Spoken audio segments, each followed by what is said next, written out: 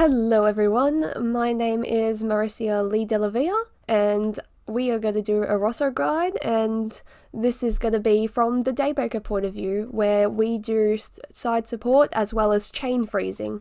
So chain freezing is essentially freezing with 3 successful hits.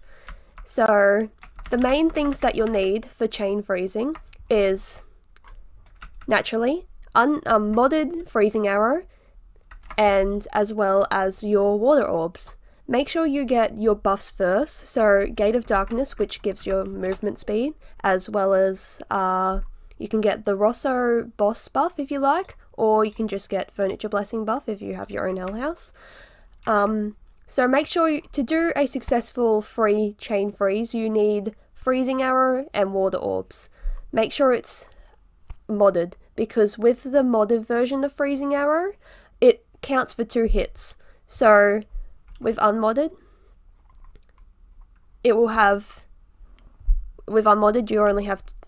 does 2 hits because it has the first hit and then the burst hit, so you can only do double freeze. We're doing chain freezing. So with the modded version of freezing arrow, it has 5 arrows, but your goal is to hit the bosses with only 1 of those arrows, and if you do a successful freeze, your freeze should last 17 seconds. So the way to do it is freezing arrow with 1 arrow, water orb, then freezing.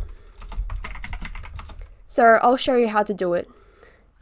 There's some important spots for this, so it's very important that you place yourself correctly. If you're worried about getting to these spots, you can add some Ventus buffs and drugs to go much faster, so you can actually catch these speeds.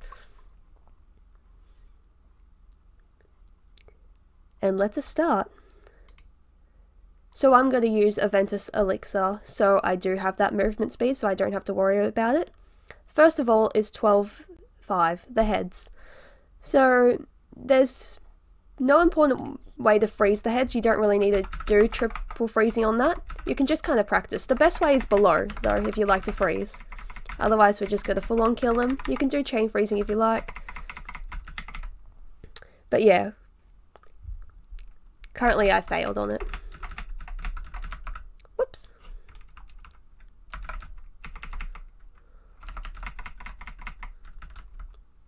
So here's where you worry about it. So you can only freeze 3 times before immunity, so that's why it's important to use unmodded. Hit with 1 arrow, water orb, then 1 arrow again. Otherwise he will be immortal and have immunity for 30 seconds, so it's very important that you do this correctly. So the best way to do a successful freeze is to mostly stay on top of the bosses. So I'll show you here. Luckily I'm in a good spot right now. Make sure you always use, to get there faster, make sure you have a Ventus potion or have good movement speed, and always make sure you use an arrow skill because that decreases cooldown by 33%. So here I am, arrow skill, and freeze. Wait, your freeze lasts 5 seconds, and then your water orb lasts 3 or 4. And then you can freeze again, and that will last another 5 to 6 seconds. So you should have at least 17 seconds of freezing. And that's what a successful freeze looks like. If you have a strong party, that should give it plenty of time to kill them as well.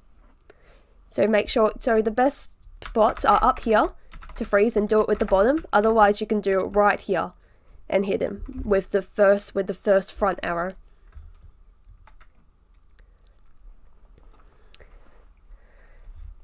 So we're gonna do 1, 2 with Yuki. Yet again, the freezing doesn't really matter with these heads, but otherwise you can try if you like. It's good practice as well, to practice on how far your arrows spread, and you want to always try and hit them with only 1. Whoops. The heads go back really fast. If you're going to try and hit the heads, make sure they snap back into position before you freeze. So like this, for example. Whoopsie. But otherwise I wouldn't recommend freezing the heads too late, because then you want to let them die. So I only do it right at the start.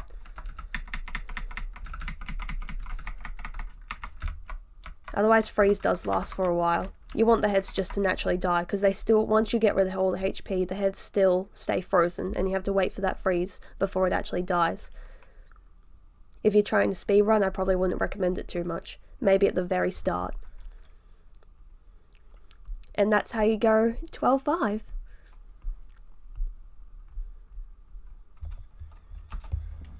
Thank you.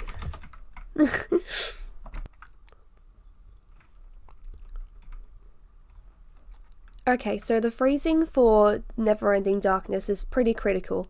So there's two important places to freeze, or well, one main part for phase 2, which is this phase. So first, your goal is to get on top of the boss and freeze him before he does his ultimate move. This boss has hyper armor, but he turns off his hyper armor for a second before his ultimate move, and that's your chance to freeze. So first, you have to kill your little eye, as per usual, so you can start doing damage on him. The hardest part is to avoid the lasers from the mini eyes. Ooh, shivers. So you want to stay up here and avoid the lasers from the mini eyes. And then this is when hyper armor is on, wait for it to go off, and then boom, freeze. Now you can kill him.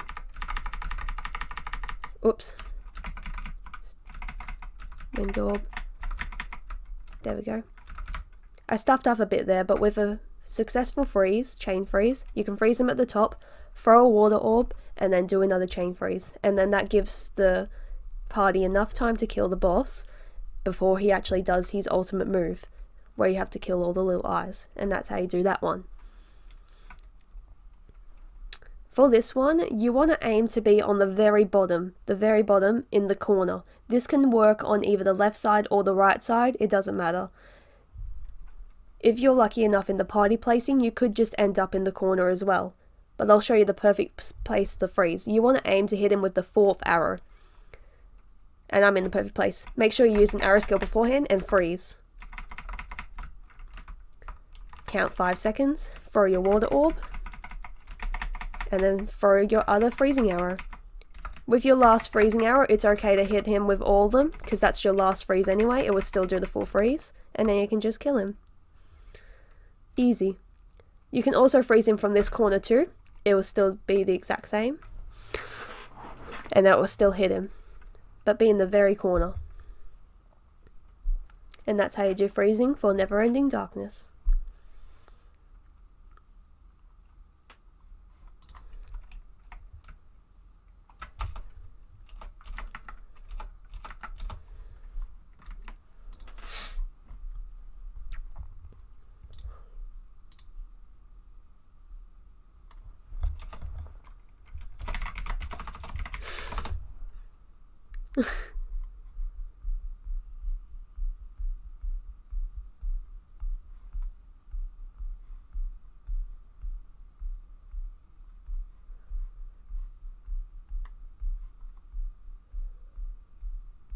Literally forever. It's like 8 to 10 seconds. Well, a successful chain freeze is like 17 seconds. So you have 6.5 seconds from making sure you're awakened. And then you have water orb, and then you have freezing again. It's just the placements.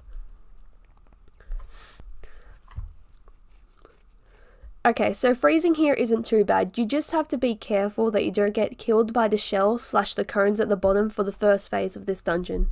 Otherwise, the rest of it is pretty breezy. So for the first phase, you're freezing from below. Not on the very bottom one, but otherwise the bottom platforms. So just follow me.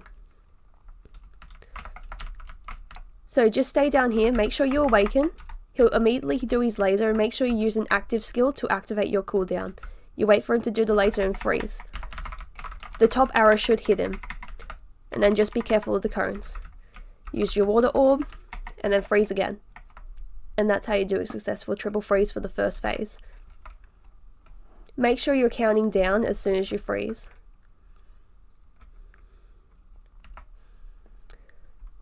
For the second and the third part of freezing, you always freeze from above the head. You go on top of the platforms and you're going to try and aim to hit him with the very bottom arrow in your freeze arrow. And then you do the same pattern of water orb and freezing arrow again. Always remember to use an active skill to decrease the cooldown as well, because then your next skill will be 33% decreased cooldown because of your Transcendence passive. And you got to act quick, because he teleports. Boom. And be careful of spikes. Water orb. And then freeze again. Certain character skills can also help your freezing last longer. That's the most you can do before immunity starts, and then it will start for 30 seconds. But otherwise, other character skills can decrease the freezing resistance and make your freeze last longer as well. But otherwise you can't freeze for 30 more seconds, so you might as well do as much damage as you can. You can use Perfect Storm to give a bit of support, give people HP, MP.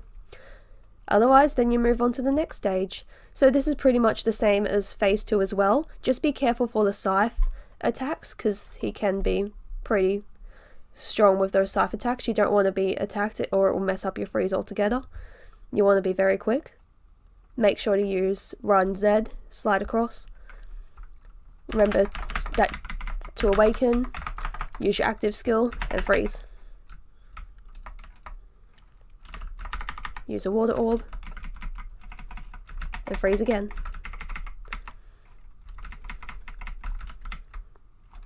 Then you kill.